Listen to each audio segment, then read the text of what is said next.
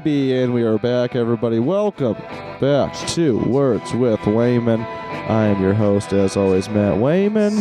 Thank you so much for joining us, guys. We got a hot, spicy part 2 coming back live. Renaissance man, entrepreneur, consultant, does it all. Mr. Dylan Aames, everybody. Dylan, thank you for joining us. Thanks for having me. No problem. Right as we left off, we were talking about the progression of you being graduating college and just kind of like moving out on your own and kind of just starting some of your own businesses and everything like that. Was that something that you knew you were going to do kind of, or something that you were kind of forced into right after college just because you needed money probably? Yeah, I think it was something that I had to do because, like many comedians, in a way, I was kind of lazy, and I just hope that cut up worked. I think that editing worked. And so I was desperate. It was like, am I going to be a con man or a homeless man? Yeah, or both. One and the same. It's big business these days. I knew that work in the traditional sense wasn't for me. Yeah, and I think a lot of creative people are like that. Absolutely. I think that's a great choice for you to make right away instead of just going into that system knowing that you hate it, which I think a lot of people do also. Yeah, and I think I had a lot of schooling and encouragement from the personal development resources, 10, 12 years of that. I remember one of my brothers, the brother who went to Cornell, came home one summer from college, and he gave me a Dale Carnegie audiobook tape. Oh, that's cool. And he wrote How to Win Friends and Influence People. Yeah. And I think I didn't really know what any of that stuff was. I mean, I was probably 19. Mm-hmm. And just fresh, young buck. Yeah. And I remember listening to it and thinking, so you're saying there's a way that I could get pretty much anything I want if I understand how to deal with people. And that it's that simple. Because that had never been the message that I had heard. The message that I had heard was you work your butt off. Crazy. I mean, my dad, to give it to you this way, my dad is one of the things I respect most about him, a very ethical person. Yeah. And he's one of those people who is never late, and it doesn't matter if it's casual Friday. He shows up in a suit and tie. Yeah, yeah. And he puts his work in. He's an old military guy. Oh, yeah. But that's how I was raised, and it's not just me. That's how I think a lot of people are raised. Yeah. That's the message: is you do your work, you get it done, and you enjoy your Friday and Saturday. Yeah, you complain about it Friday, Saturday, and you talk to God on Sunday. Sunday, you've got to complain. Sunday night about you've got to go back to work on Monday. And I had just been raised kind of thinking that way. I mean, my mom's a special ed teacher. Okay. But and she loved her work, but I didn't want to do something that wouldn't, I think, make me a lot of money. And so you don't want to nickel and dime. Don't want to do that $1,000 a month idea. You want that $10,000, or like you want $1 million, not $1,000. Yeah, and so that's the upbringing I had, but once I started listening to people with a different perspective that I didn't directly have in my life, it really changed my life. And you're talking those audiobooks and stuff like that? Yeah, audiobooks and then books. And I would try to read, anything Brian Tracy, anything I could get my hands on, Jim Rohn, one of my mentors. Yeah. And it ultimately changed me. While in LA, I struggled, and I still read those things while I struggled. I think that eventually it clicked. And once I moved to Colorado, pretty much, like I said, everything just changed. And it was a snowball effect that I'm still experiencing, especially right now. But the last 5 or 6 years, it's been a snowball. Yeah. It's been one good thing after another. That's awesome. Yeah. And it seems like you've been going that way. I know, like, you have done. So you got out, you started some businesses that were very successful. You eventually found your way into comedy, which is one of those things that's paying off for you a lot right now. Are these all things that I feel like it just comes from a place where you know that you have what it takes to do pretty much whatever you want, kind of? Maybe. I think part of my talent is that I know what I'm not very good at. Mm-hmm. Yeah. And I think that... So that's why the male strip career had to, exotic male dancing had to stop. I think that that most people do not know what they are not very good at. And I think that that was one of my biggest strengths. Yeah. Is that there are certain things that I stay away from because I just don't feel like I'm very competent. That's a good point. I feel like everybody knows their strengths so hard, but nobody analyzes the weaknesses really. Well, I think a lot of people think that their weaknesses are their strengths. Okay. And I would say it's true in comedy, but I would say it's true pretty much anywhere, is that I think a lot of people are doing, for example, stand-up comedy who shouldn't be doing it. Yeah, of course, yeah. I don't mean that in the sense that if you enjoy doing it, then you should do it. Of course, yeah. But if you think that it's going to lead to something, I would probably disagree. Oh, absolutely. For a lot of cases. Yeah. And so I think that one thing that I was good at identifying was what I am it's just not my thing. Like, for example, I grew up loving sports. Yeah. And as much as I loved sports, I wanted to play. I wanted to be a professional athlete. Of course. I wasn't that good. I was average. I was a terrible basketball player. I was an average baseball player, and I used to practice every day. Crazy. And at least you know that. I mean, you knew that early about yourself. Knowing that was the key. Was saying, okay, I'm not going to put my... Yeah, it's a sickness, too, putting everything into sports early, too, which would have not resulted... You wouldn't be where you're at right now if you would have done that. Yeah, I think that recognition helps me a lot. With comedy, I think that it was something I had a knack for, and it was just I happened to go to an open mic at El Chorrito, and that's what started it all. I had no desire. I lived in L.A. for 5 years. Well, yeah, 4 years, and I never had any interest in going to a stand-up comedy show. It's because you were smart. Yeah, I never had any interest at all. Yeah. I didn't try to be an actor. I didn't try to be a comedian, and I think that what I've done is just found a few things that I know how to do. It only takes one or two, I think, sometimes, and I've just put my energy in those things. Which is very, very smart of you to know that. I mean, it especially one of those things now. I think you said it's been snowballing for years and years, but it's also the preparation that you put in before. I mean, putting in all that time, which I feel like a lot of people don't realize before, but I think you're absolutely right. People think, a lot of stand-up comedians think stand-up is the end-all, be-all of comedy. Like, they want to do stand-up until they are on the Tonight Show, and then they just want to tour clubs the rest of your life, when really it's not like that at all. You're never going to, even if you do get the Tonight Show these days, it doesn't necessarily even mean you can headline all these clubs or do anything like that. It's more people that go the acting route and get acting, which is then they can sell their stand-up after that, or do you have material, screenplays and stuff like that to sell? Or just be a writer. I feel like stand-ups are just writers that perform their own material. I am. I never really had a desire to do stand-up. I don't like stand-up comedy. I don't like to watch it. I don't like, I like to perform it occasionally. And I think that stand-up comedians have some of the most backward views that I've ever heard in my entire life. And so coming at this from a business perspective, I kind of laugh. I remember I was talking, although I will say this, I remember I was talking to Deacon Gray one time about how much more dedicated other comedians are than I am. Yeah. Because there are certain comedians, you know this, where every mic I go to, I will see that comedian. Oh, yeah. And it's man, this guy is committed. And I remember Deacon just shaking his head and laughing. He goes, they're not committed to stand-up delusional. comedy. No, they're committed. They're committed to the lifestyle. They're committed to the drink and the friends and the smoke. They're not committed to necessarily coming up with new material every night. And I thought about it, and I was like, yeah, you know what? I think you're right. It's not that this person's necessarily so obsessed about comedy. Yeah. They're obsessed. This is an outlet.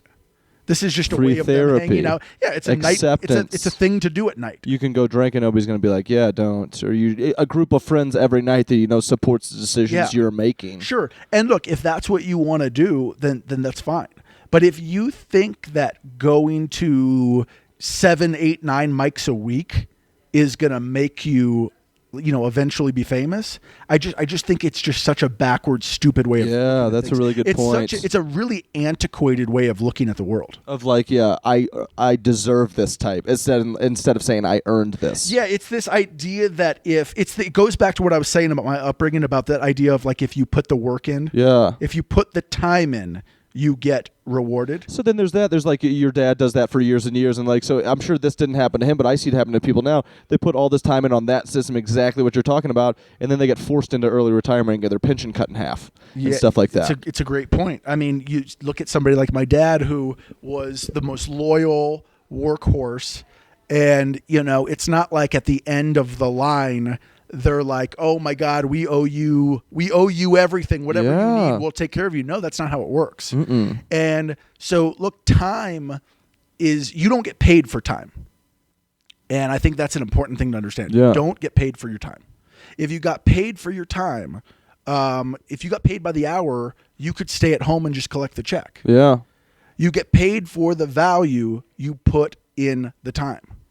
And so if you get your mind off this idea that I've got to put a lot of time in and start thinking about value, is it possible to be twice as valuable in the same amount of time?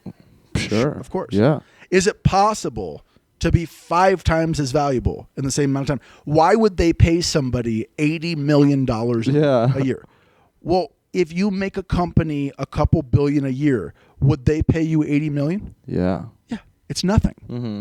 And so it's getting away from these antiquated ideas that, when I was in New York doing comedy, I would go and I would meet a lot of comedians. They would be so proud that they are doing 7 mics tonight. Whoa, they're going to do 7 mics tonight. And here they are, sober. I've been to maybe 1 or 2 with them. Haven't had a drink. I'm the guy who's having the bar open at 4 because nobody's drinking. Which I hear is weird up there. Yeah, they think you're weird if you drink. Yeah, nobody's drinking. You know why? Because they're doing this for 12 hours. They've got to pace themselves. So I'm the guy asking somebody at 3 p.m. to open the bar so I can start drinking. Yeah, and I'm having a great time doing my 1 set. Yeah. They're doing 7 sets a night. They're probably getting the same out of it. And they suck. Yeah, and they're not. And they suck. That's just I think it's the delusion that also comes with this too, because of the fact that there are those friends. So even if you're blowing it all the time, people are giving you some, hey, I like that one or this new one, because it is this it's like, I didn't know that people follow karaoke nights around and do karaoke, and it's the same group of people every night. It's that exact same thing. And you could be a terrible singer, but one person after you get off be like, hey, good job. But it's just like somebody reaffirming what you did. Yeah, I think that stand-up comedy for most people it's mindless. They have not thought out properly some simple things. Mm-hmm. Where do you want to go? Yeah. And if you continue at the pace where you are at now, will you get there? Now, a lot of them, unfortunately, would say yes. Yeah. The question I would have is, are there ways for you to get there faster? So there's something I've been doing recently, which is writing. I've always considered myself a writer, not a performer. And I'm 3 years into this, and I'm already getting somewhere. Oh, you've got at least writing late night stuff. You got some stuff, submissions and stuff like that. Yeah. So I have 3 right now that are 2 that are doing a week. Awesome. And I think that, we were talking outside that people mistake length of time for for what we're talking about. I've been doing comedy 20 years. Really, man? Well, you're not funny, so you maybe... Yeah, and, I was telling you, when I hear comedians tell me they've been doing this 20 years, most of the time, almost every time, I want to say, you should start telling people you've been doing it 6. There's no level of respect I really give a person like that. I remember the best example is that I used to do shows all the time down in New Orleans with Jimmy Pineapple. He was Bill Hicks' old opener, and he was the most bitter dude I've ever met in my life. He hated it all. He hated every second of it. He'd been doing it 25 plus years. He'd made a living off it his entire life. Hated it. When I hear that you've been doing this 25 years and you are... And I hear that you have a drinking problem. and you are headlining at a free show in New Orleans. A free show in Denver or New Orleans, I feel bad for Terrible. you. I don't look up to you. No, I think you mismanaged your career. Yes. I wonder, well, you're either not funny or something has you haven't had this thinking straight. Your thinking hasn't been right. Yeah. And I'm not saying that you need to necessarily have something other than comedy as your end goal, because some people want to be lifelong comedians. Of course. Not everybody's like Jamie Foxx or definitely who like I'm kind of trying to get out of comedy. Yeah. But not everybody's like that. I can't wait to make enough money to get out of comedy. And that's okay to be somebody who wants to do that for a career, but you've got to just stop thinking like an idiot. Mm-hmm. And I think that the problem really is that you're not thinking. Yeah. You just like focus too hard on the fact that you want that comedy to be. You're just putting one foot in front of the other, and that's okay if you know where you're going. Right? Yeah. So, but if you don't, I mean, it's kind of pathetic. Yeah, absolutely. And so I would challenge, I think more people to start thinking, look, if this is a hobby, then that's okay. Yeah. It's a hobby. But definitely. be very clear about what you're doing. And what you want out What of are you it. trying to get out of this? For me, I was trying to get more exposure on camera. Cool. Be a star. Yeah. Be a writer. Those cheekbones, baby, come on. And so rather than taking, as you said, the circuitous route of trying to eventually get there sometime, why do you have to do that? Because if you have a resume on your comedy resume, nobody gives a shit that it says you've been doing this 8 years. Like, well, he put his time in. Hollywood doesn't give a shit. Yeah. So if you're going to do a festival, for example, pick a festival where like either people have heard of it or there's like somebody famous there. Yeah. Because if you put on your resume you were at the St. Louis festival, nobody cares. Hot fest though. Fest. Nobody cares. It's not even a festival. Put something you want to be thinking, what could I put on my resume? Where could I go? Well, that pops. Yeah, so like I just recently did one in Laughlin, Nevada. Now nobody wants to go. Fest, yeah. Nobody wants to go to Laughlin, Nevada. Okay? It's a terrible place. That's why most people have never heard of it. Yeah, it's about 90 miles outside of Las Vegas. Yeah. It's just an awful, awful place. But it was really important to the management company I'm working with that I do it because I could put something down on my resume that had some headliners that mattered. Yeah. And so it looked good. Yeah. It looked good. Which is like knowing your career path and know where you want to go. We are getting down to the end of it. One question I always like to ask, what is your day like as like this creative person? Like how do you, I know every day is different, but just give the viewers out there that want to know just the basic thing of like, how does your day normally go? I'm not an early riser. I probably wake up around 10, sometimes 11. Heck yeah.